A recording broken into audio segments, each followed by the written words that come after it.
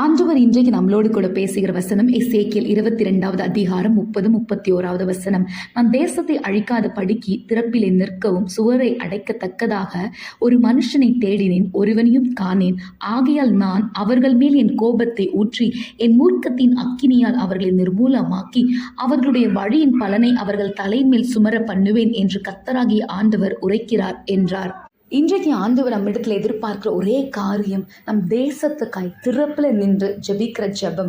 நம்ம நினைக்கலாம், என் ஒருத்தரோட ஜெபம் என் தேசம் முழுவதையும் ரட்சிக்குமா? இத்தனை கோடி ஆத்துமாக்கள் இருக்கிறாங்க, நான் ஒருவர் ஜெபித்தா காரியம் மாறுமா அப்படின்னு நீங்கள் கேட்கலாம். ஆனால் ஆண்டவர் இந்த வசனத்தில் தெளிவாக சொல்லுகிற, ஒருவனையும் காணேன், ஒரு மனுஷனை தேடினேன்.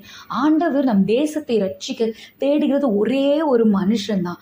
அப்படி ஒரு மனுஷன் இருந்தால் கூட ஆண்டவர் இஸ்ரவேல் தேசத்தை நான் அழிக்க மாட்டேன்னு அந்த வசனம் சொல்லியிருக்காரு. அப்போ நம்ம ஒவ்வொருவரும் அந்த தேசத்துக்காய் திறப்பில் நின்று ஜெபித்தோம்னா அந்த ஜெபம் மிக வல்லமையா இருக்கும்.